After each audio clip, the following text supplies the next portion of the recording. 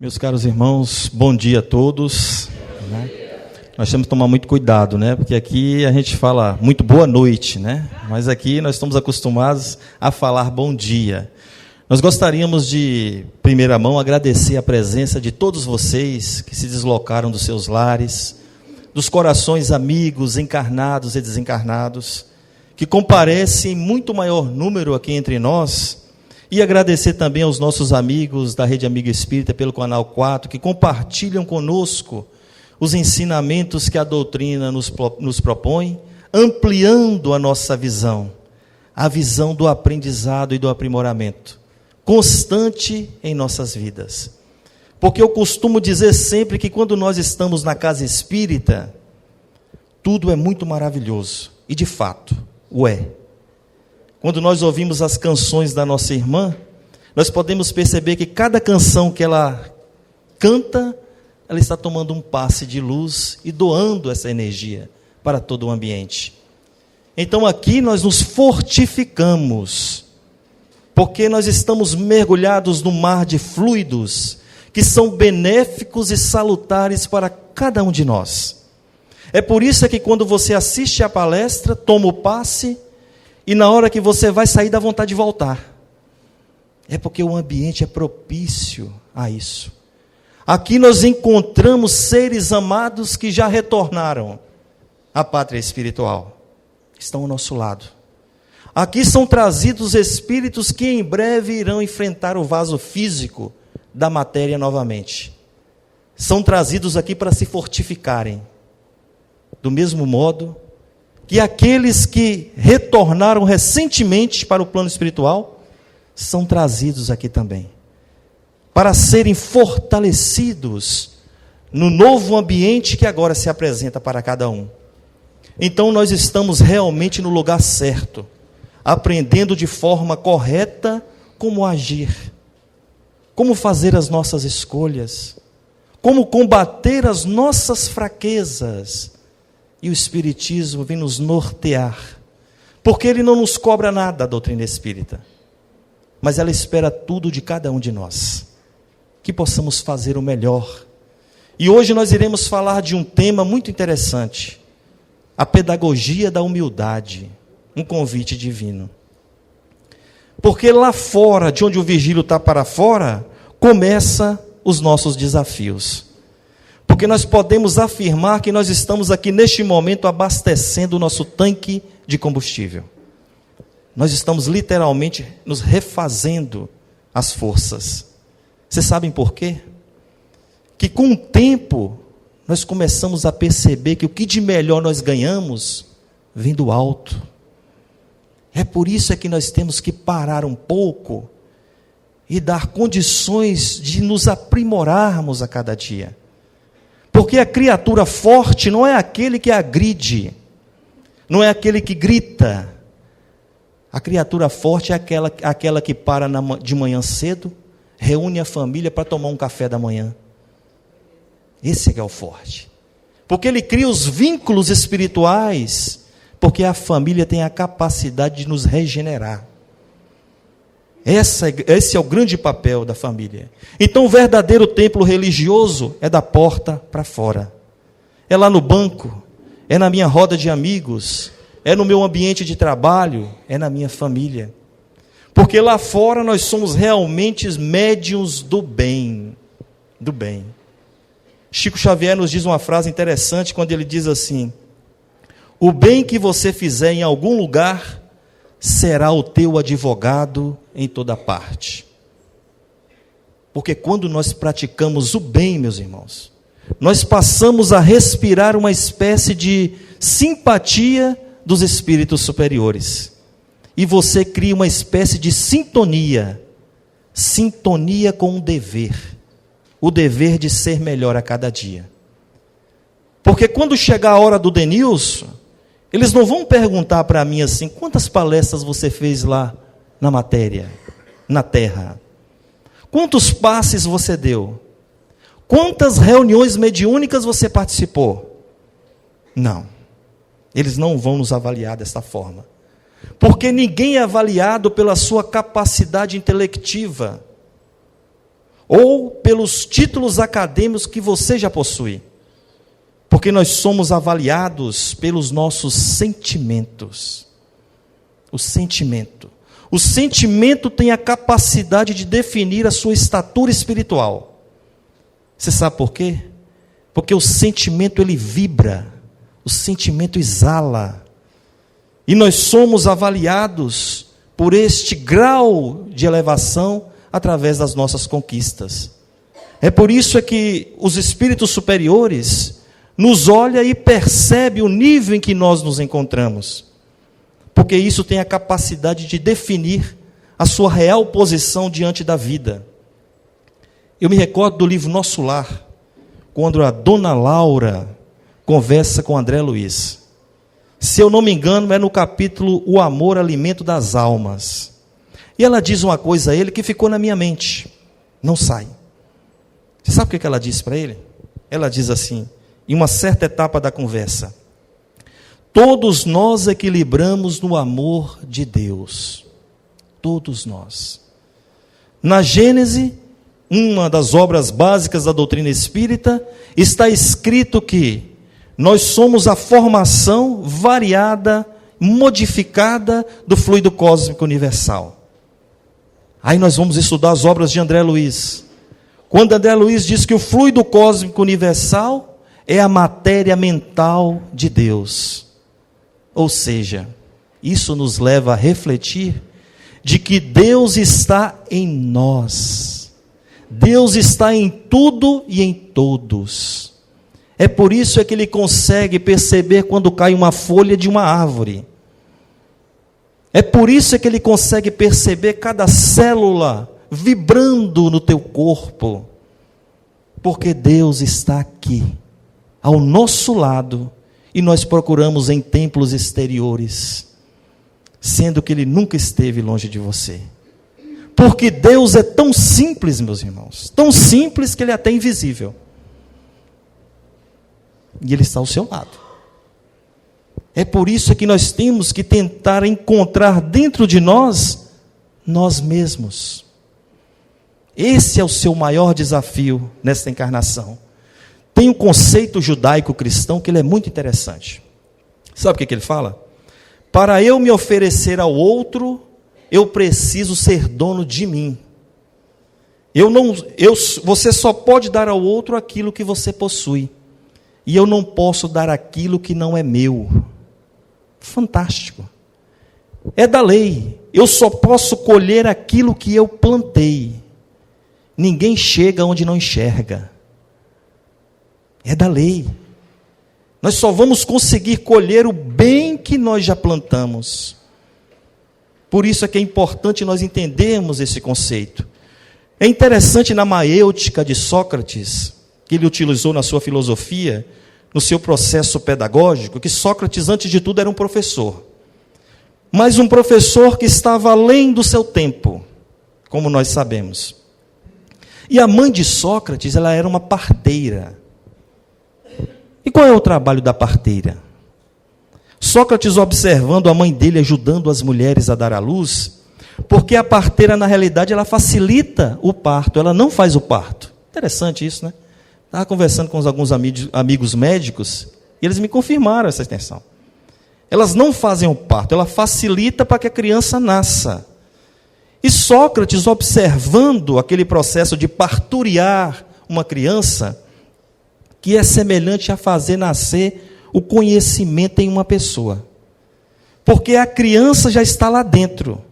A gente faz o quê? Cria condições propícias para que aquela criança nasça. E Sócrates achava que o conhecimento é a mesma coisa. Quando ele estava com uma criança, Sócrates acreditava que todos os conhecimentos já estavam naquela criança. O que a gente precisa fazer é parturiar essas experiências, que estão no inconsciente ou estão em germe. E Sócrates estava correto.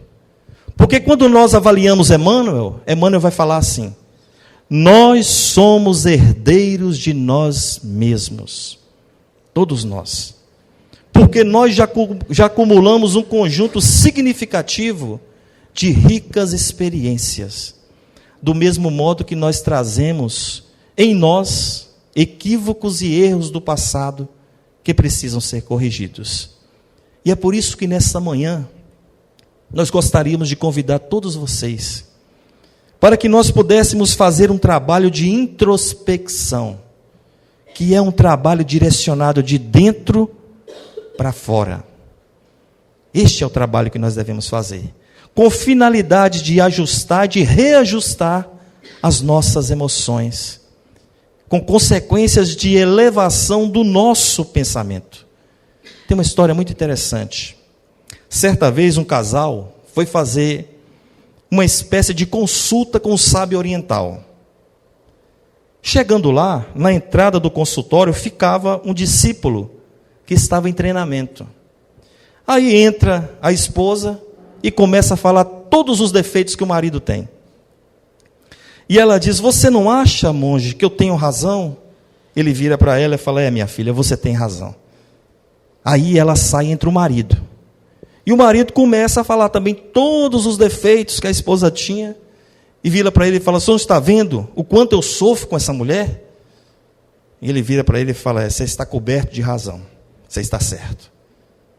Saiu ele feliz da vida, saltitando, né?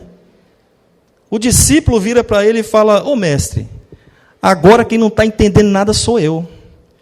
Porque entra a esposa, fala mal do marido, só fala que ela tem razão. Entra o marido, fala mal da esposa, só fala que ele também tem razão. Será que não está tendo uma incoerência aqui não, mestre? Meu filho, você também tem razão. Porque conjugar é difícil. Ninguém se imagina na posição de precisar da humildade. Já viram isso? Quer ver uma coisa? Você corrige um sábio, ele vai se tornar mais sábio. Corrige um ignorante, você ganha um obsessor no papel de presente. Porque eles não aceitam correção. É por isso que nós temos que ter essa sutilidade de tentar compreender as situações que estão colocadas no nosso dia a dia. E a humildade é uma virtude essencial para a compreensão de tais acontecimentos. Porque a humildade, ela é uma virtude fácil de se conquistar. Ela é tão fácil que parece difícil. Basta que a gente tenha esta vontade. Porque muitas vezes nós nos dirigimos ao outro, sabe o que a gente fala? Puxa vida, mas fulano está fazendo isso até hoje, será que não vai mudar não? Aí o amigo espiritual que está do seu lado, que te acompanha, sabe o que ele vira e fala para o outro? Nossa, nosso irmão aí demorou 1.200 anos para vencer aquela tendência, o que é que o outro faz em 200? É desse jeito que eles falam. Então, antes de julgar, nós temos que tomar cuidado. Tem que haver a humildade de reconhecer a posição que aquele irmão, neste momento, está ocupando. Porque talvez o seu degrau é diferente. Você já está 3, 4 degraus à frente. E eu tenho que fazer por onde valorizar esta conquista. Porque no momento que eu julgo o outro, o que adiantou? Eu tenho que procurar amparar estas pessoas. Porque senão, meus irmãos, se nós não já usarmos da indulgência e da humildade, com o tempo nós estancamos a nossa fonte de bondade. Com o tempo, se você não tiver cuidado, você passa a estancar a sua fonte de indulgência, a convivência. Porque eu costumo dizer que para você destruir é a coisa mais fácil. Agora, para construir, você precisa ter uma palavra que chama talento. Talento. E as nossas esposas não nos cansam de dizer isso. Ela vira para a gente e fala assim: amor, eu estou gorda. Demora 3 segundos para você ver. Você está linda, meu amor. Não é esse brinco maravilhoso. Talento. Mas tem que ser do coração, viu, gente? Olha lá, hein? Tem que ser do coração. São os elogios. É a família que necessita desse padrão de comportamento que nós devemos praticar constantemente. E a humildade vem ser um fator maravilhoso para essa conquista. Eu fui pesquisar lá no dicionário a palavra humildade. Ela vem do latim humilitas, que significa a capacidade de reconhecer os próprios erros, defeitos e limitações. Olha que interessante. A pessoa que quer conquistar esta virtude, ela precisa reconhecer nela a sua limitação. Só é humilde aquele que reconhece que precisa aprender. Porque os que já sabem não necessitam. E aí nós vamos lá no Evangelho de Mateus. Bem-aventurados os pobres de espíritos, porque deles é o reino dos céus. E por que o Cristo chama de bem-aventurado e humilde o pobre de espírito? E aí, Kardec, o insigne codificador da doutrina, no Evangelho segundo o Espiritismo, já nos diz que isso está muito bem explicado, de que pobres de espírito é uma expressão idiomática. Pô, ficou a mesma coisa, Deus, não entendi nada. O que é uma expressão idiomática? Nós usamos isso todo dia. Uma expressão idiomática é aquilo que não pode ser visto e nem entendido ao pé da letra. Por exemplo, se acorda cedo, mal-humorada, você fala, nossa mãe, eu estou com a vontade de chutar o balde hoje. Expressão idiomática. Aquele jeitinho brasileiro, você vai lá na fila, né, do banco aqui de Colatina, enorme a fila, você vê aquele seu melhor amigo lá na boca do caixa. Não dá para você quebrar um galho, não. Expressão idiomática. Não pode ser visto nem entendido ao pé da letra. Era essa a cultura do povo da época. Por isso é que o Cristo usava estas expressões, né? E aí nós vamos lá no livro O Consolador, de Emmanuel, questão 313. Pergunto a Emmanuel assim: como entender as bem-aventuranças conferidas por Jesus por pobres de espírito? E Emmanuel, na sua sapiência, diz desta forma: o ensinamento do Divino Mestre referia-se às almas simples e singelas, despidas do espírito de ambição e de egoísmo que costumam triunfar nas lutas do mundo. E é o que nós mais vemos. Se nós não aprendemos a retirar este homem velho com as suas tendências, que trazem num processo de reencarnações passadas certos débitos, para que com isso nós possamos nos alinhar com a contabilidade divina, dificilmente nós conseguiremos essa virtude. Porque quando Jesus fala de bem-aventurados humildes, o Cristo está falando de uma experiência de bilhões e bilhões de anos. É uma experiência válida em qualquer situação, porque ele já vivenciou e já adquiriu em profundidade esta virtude. Porque quando ele traz essa experiência, o Cristo está trazendo experiências de mundos ditosos. Quando nós falamos assim, é um espírito superior. Por que ele é um espírito superior? Porque ele lê o Evangelho e pratica o que está ali escrito. É por isso que ele é superior. E Jesus queria nos dar um recado além disso, de que a humildade é uma virtude que é um tesouro da alma de cada um de nós. Porque o Cristo não fez outra coisa a não ser expressar e fazer com que esta humildade pudesse ser compreendida por nós. Muitos acham que Jesus veio aqui falar de amor. Falar eu falo. A minha irmã fala. Não, Jesus não veio falar de amor. Jesus veio exemplificar o amor. É diferente, né? A coisa muda de contexto. Então, um dos maiores segredos da humildade, você sabe qual é? Nós vamos adentrar agora nesse assunto. O humilde é aquele que sabe o que ele não tem. Esse é um dos segredos da humildade. Porque o humilde sabe que ele nunca está no começo e nem no fim. Atrás dele tem sempre alguém na sua frente também. Esta é uma das virtudes da humildade.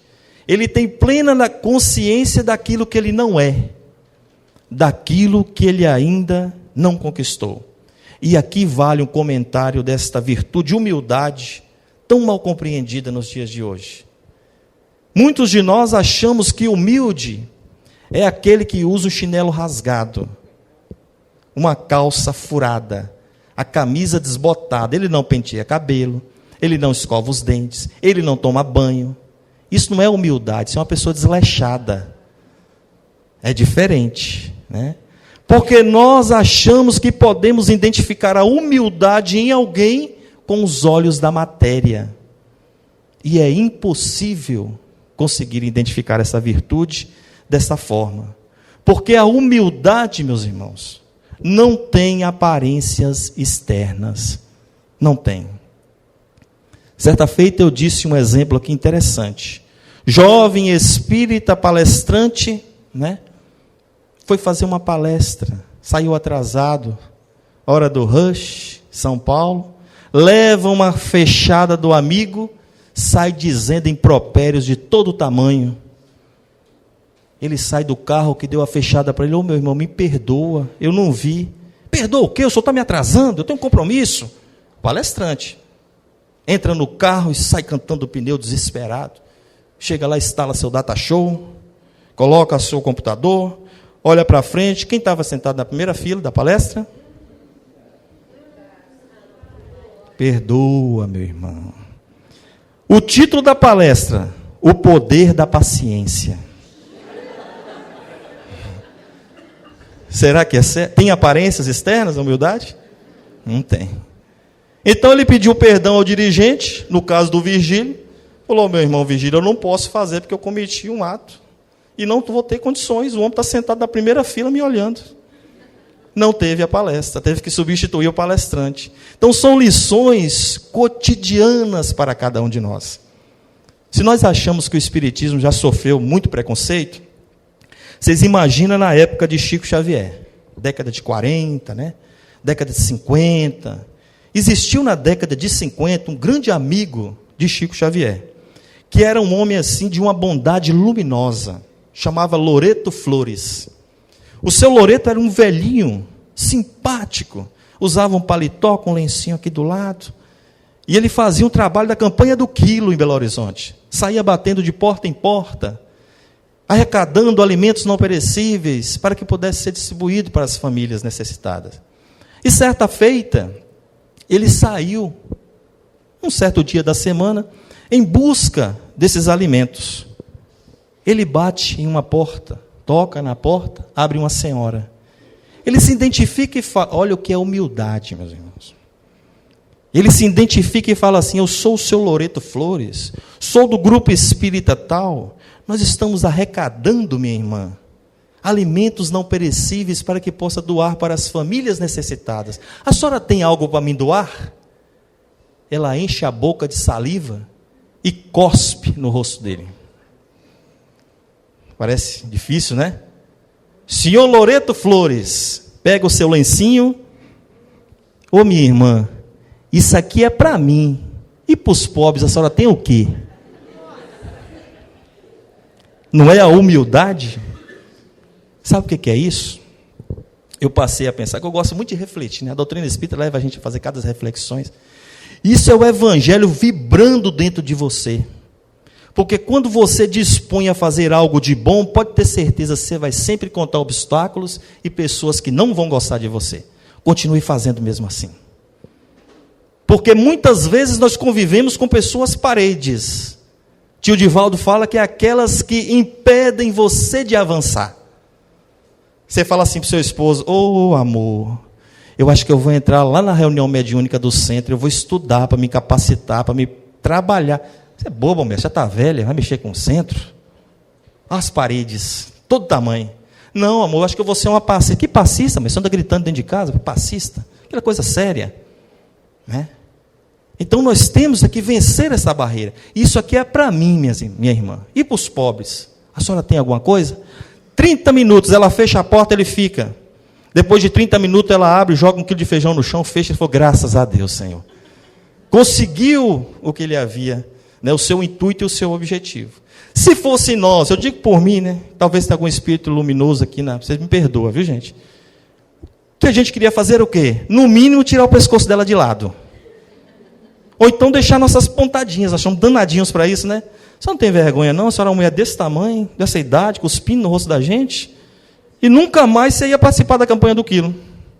E ele continuou, perseverante. Né? Então, isso é a humildade que vai fortalecendo os nossos corações. Porque a primeira característica do humilde é que ele sabe que não importa o quanto ele seja bom, ele tem consciência que ele precisa melhorar. Chico Xavier nos diz assim: se você não puder avançar um passo hoje, rasteje pelo menos 1 centímetro. Mas não pare. Não pare, porque a oportunidade que nós estamos tendo aqui é uma oportunidade divina. Eu costumo dizer para as pessoas, o nosso grupo do Centro Espírita Emmanuel, de Poços da Mata, que nós estamos vivendo um momento especial nesse ciclo que está se abrindo e se fechando. Nós estamos falando, as pessoas estão falando constantemente da transição planetária. Nós tivemos oportunidade de conviver com espíritos luminares, como Chico Xavier. Nós estamos tendo a oportunidade de conviver com espíritos da mesma estirpe, provavelmente Emmanuel com seus entre 12 a 15 anos de idade, com a notícia maravilhosa que nós tivemos, que o tio Divaldo recentemente teve um problema de saúde, se recuperou, e ele disse que provavelmente Joana de Ângeles voltará este ano. Será que nós estamos desamparados?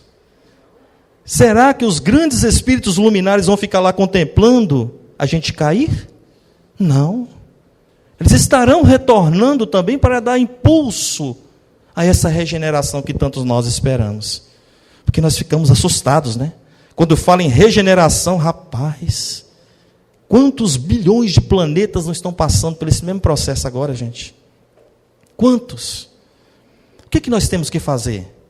Começar a trabalhar em nós as nossas necessidades. Porque quando você vê um palestrante ou alguém que está aqui à frente conversando sobre vidas passadas, você não sabe a verdade que é isso. Você não sabe o quanto que a gente é abraçado pela misericórdia divina. O quanto a gente precisa trabalhar enquanto há tempo. Enquanto há tempo. Então, Jesus já nos disse da importância de nós não deixarmos de trabalhar.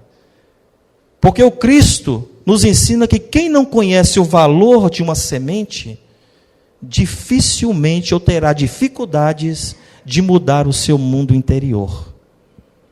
Porque no momento que você foi criado, Deus, esse Pai de misericórdia, dividiu o testamento dele com você. Sabe o que você ganhou de presente? A vida eterna. Você nunca vai deixar de existir. Nunca. Já ganhou sua herança. Aí, por misericórdia, o que ele te dá? Te dá uma gleba, que é um terreno, te dá um campo, né? Ele te dá o arado, te dá o adubo, te dá a semente. Agora, pelo amor de Deus, gente, alguém tem que fazer alguma coisa, né? Vamos arar, vamos semear, vamos trabalhar esse campo, para que ele possa produzir e dar bons frutos. Porque se nós não tivermos esta consciência, como assimilar e adquirir virtudes? Por exemplo, a humildade ela tem certos paradoxos. Isso aqui já aconteceu comigo. Já levei algumas portas na cara. Você pode encontrar pessoas na maior penúria, no maior sofrimento material, financeiro, pessoas extremamente necessitadas, e encontrar naquela pessoa uma pessoa prepotente e orgulhosa. Quando nós fazíamos o nosso trabalho, a gente chegava em certas casas para conversar, porta no rosto. Como eu posso adentrar numa grandiosa mansão e encontrar pessoas de um coração humilde, simples, como nós conhecemos? Ou seja, nós já podemos perceber aqui que humildade não é o tamanho da nossa conta corrente. Porque se você não tem humildade, você carrega o quê? Quando a gente não tem humildade, a gente carrega o quê? Os desencarnados já falou, agora falta os encarnados. Também. Também. Orgulho. Uma das chagas que, segundo Kardec, da humanidade, que ainda nos entrava, né, o orgulho. Porque o orgulhoso, ele vive de comparações. A vida dele é bem mais pesada e bem mais amarga. Porque ele chega na casa espírita e já quer dar ordem. Ele quer disputar quem é o melhor palestrante, quem é o melhor passista, quem é o melhor médium, né? E isso a gente nos chama a atenção. Porque ele olha para você e fala, puxa, ele tem um olho verde, eu não tenho. O cabelo dele é liso, o meu não é. Ele fala, eu não falo.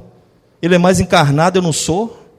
Ele vive fazendo comparações. É por isso que o fardo é pesado, né?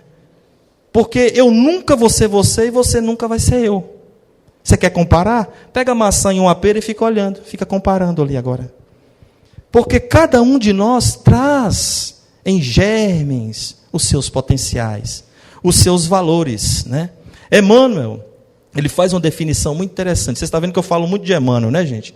Eu tenho uma profunda admiração pelas obras de Emmanuel, que eu tenho certeza que não serão em 2, 3, 4 encarnações que nós vamos compreender ainda em profundidade.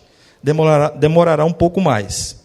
Na revista O Reformador, de junho de 1959, na página 140, Emmanuel fala assim: a humildade é o ingrediente indefinível e oculto, sem o qual o pão da vida amarga invariavelmente na boca. Por que indefinível? Porque quem é humilde não se define. Por que oculto? Porque quem é humilde se apaga. Ele participa dos trabalhos fraternos da casa, quando você vai ver, cadê fulano? Já foi. Mas ele tinha que ficar aqui para receber o reconhecimento. Não, já foi, já está ajudando o outro. É assim.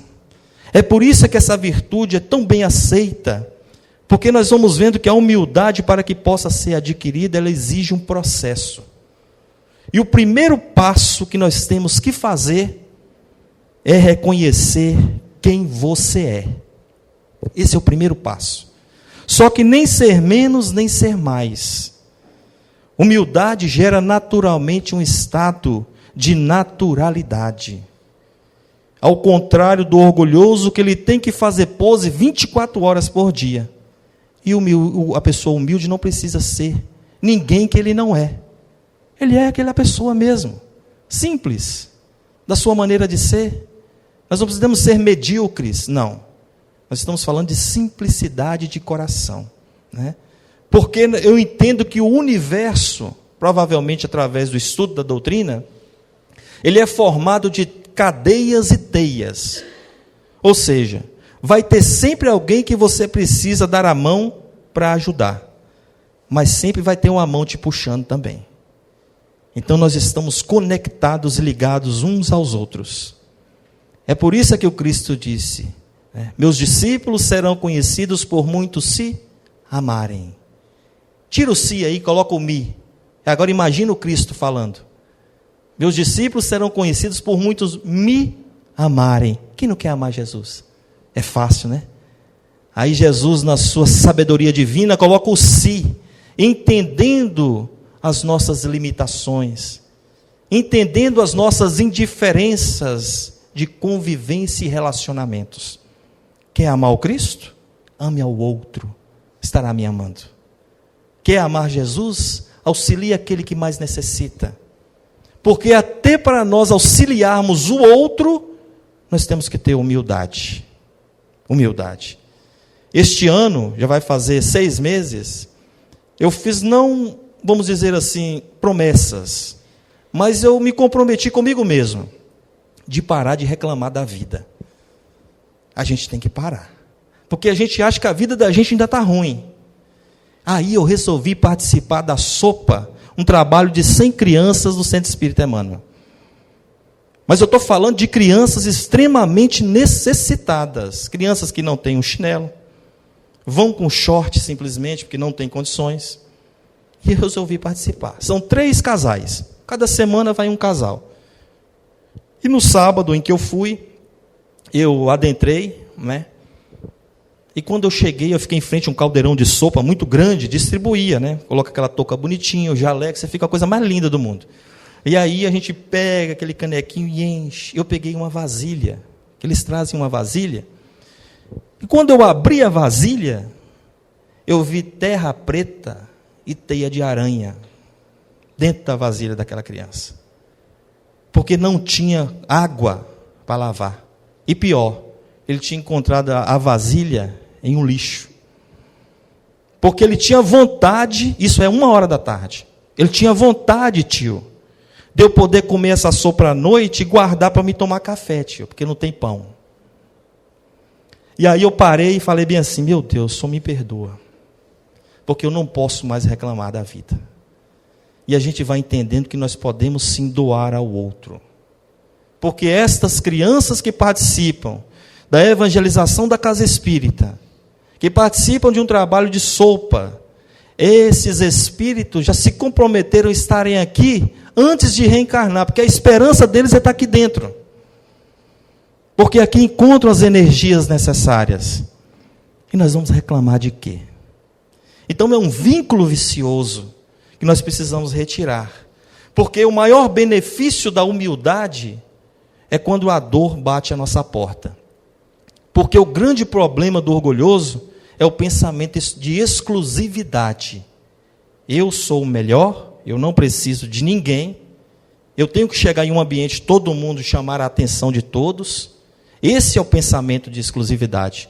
E nós temos um exemplo maravilhoso no livro Há 2000 anos de Emmanuel, psicografia de Chico Xavier, que ele diz assim: corria o ano 30 da era cristã.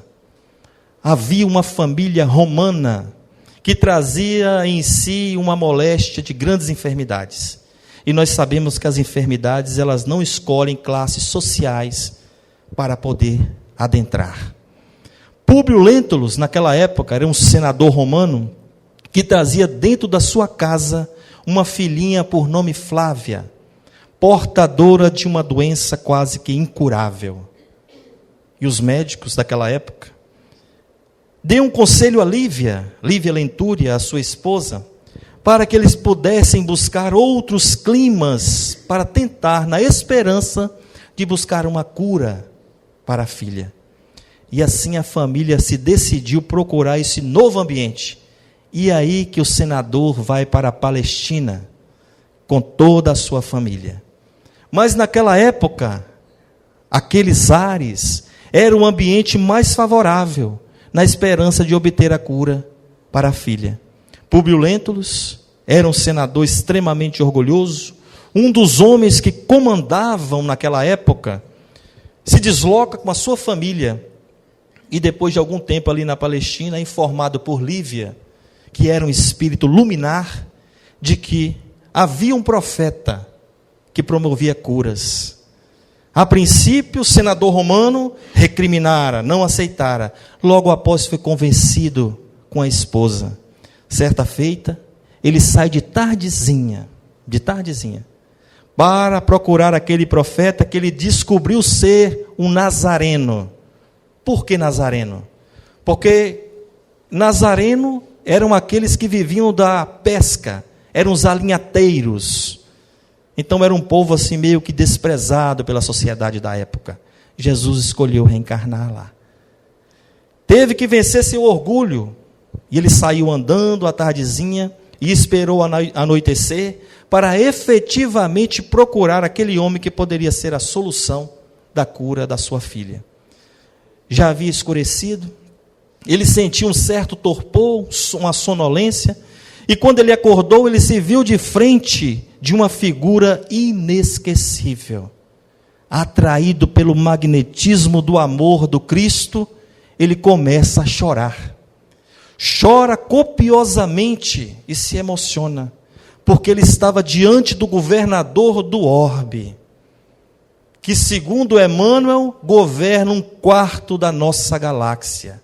Jesus não só está esse planeta sob a sua tutela, Jesus está há bilhões de anos à nossa frente. Dia chegará esse que nós reconheceremos a sua grandeza e ao mesmo tempo a sua humildade e o seu amor. É aquele que era grande e se fez pequeno, para que os pequenos se fizessem grande um dia. Então nós estamos muito bem representados por este Cristo. E ele vendo Cristo, Cristo se dirige a ele e diz: por que me procurou? Por que não me procurou nas primeiras horas do dia?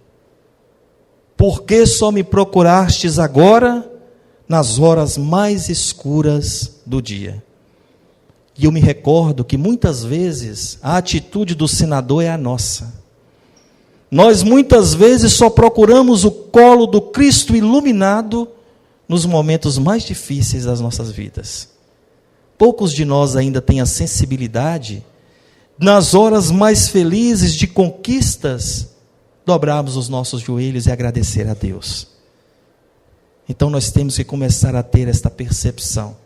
A percepção de agradecer constantemente aqueles que nos auxiliam. Então, meus irmãos, deste modo, é preciso que nós saiamos daqui hoje, da sociedade colatinense, com os corações mais abertos, com a nossa consciência mais compenetrada, de que é preciso criar um movimento diferente para as nossas vidas. E nós temos todas as ferramentas em cima da mesa. Só vai depender de cada um de nós. Porque a minha felicidade não está em minha esposa. A minha felicidade não está em minha mãe. Mas é algo que eu devo conquistar. Com meu suor, com a minha disciplina, com a minha abnegação. E como nós sempre fazemos, eu sou um apaixonado por poesias, nós vamos declamar uma poesia de Patativa do Assaré. Esse grande poeta nordestino que vai falar das mães pretas. São aquelas mães pretas que viviam nas senzalas. E quando a mãe branca, esposa dos coronéis, não se disponibilizava de leite na mama, eram encaminhadas aquelas mães pretas para alimentar os filhos dos coronéis. Até nesse momento elas demonstravam a humildade de servir, independente de qualquer coisa. Então, nessa poesia, Patativa do Assaré diz o seguinte: quem pela infância passou, o meu dito considera. Eu quero com grande amor dizer minha mãe preta quem era. Mãe preta dava a impressão da noite de escuridão, com seus mistérios profundos, escondendo seus planetas. Foi ela a preta mais preta das pretas que eu vi no mundo. Mas porém a sua alma era pura, era branca como a aurora, e tinha a doce ternura da Virgem de Nossa Senhora. Quando amanhecia o dia, para minha rede ela ia, dizendo palavra bela, para a cozinha me levava, e um cafezinho eu tomava, sentadinha ali no colo dela. Quando as minhas brincadeiras causavam contrariedade, a minha mãe verdadeira, com sua autoridade, às vezes brigava comigo, e no gesto de castigo, botava os oi para mim, mas porém não me batia, só porque sabia que a minha mãe preta achava ruim. Se às vezes brincando eu estava de barboleta a pegar, impaciente ficava, enraivecida a chorar, ela com muita alegria, com certo jeito fazia, com carinho e com amor, apanhava as borboletas. Foi ela uma santa preta que o mundo de Deus criou. Se chegava a noite escura, com seus negrumes sem fim, ela com toda a ternura chegava ali pertinho de mim. Uma coisa cochichava, e depois que me beijava, me levava para a dormida, sob seus braços lustrosos. Aquilo sim que era gozo, aquilo sim que era vida. Mas porém, eu bem menino que nem sabia pecar, e os espinhos do destino começaram a me furar. Mãe preta que era contente, estava um dia diferente, perguntei o que ela tinha, e assim que ela olhou para eu, de um espingo de água desceu dos olhos da coitadinha. Daquele dia para cá, minha amorosa mãe preta não pôde mais me ajudar. Nas pegas das borboletas, sem prazer, sem alegria, dentro de um quarto vivia o dia, a noite inteira, sem achar consolação, em cima de um colchão, de uma folha de bananeira. Eu mesmo dizer não sei qual foi a surpresa minha, quando eu dia acordei bem cedo de manhãzinha, entrei na sala e dei fé que tinha um mangote de mulher que estava rezando oração. Eu vi mãe preta vestida numa roupona comprida, ava, que nem algodão. Senti no meu peito um cansaço. Depois uns homens chegaram, pegaram ela nos braços e numa rede botaram. A rede estava preparada, de madeira bem polida, e naquela mesma hora levaram por estrada fora a minha mãe preta querida. Mamãe, com todo carinho, chorando, um beijo me deu e me disse: meu filhinho, a sua mãe preta morreu. E outras coisas me dizendo, senti meu corpo tremendo, me julguei um pobre réu, sem consolo, sem prazer. Mas aquela hora deu a vontade de morrer para me ver minha mãe preta no céu. Que Deus possa nos iluminar, nos abraçar.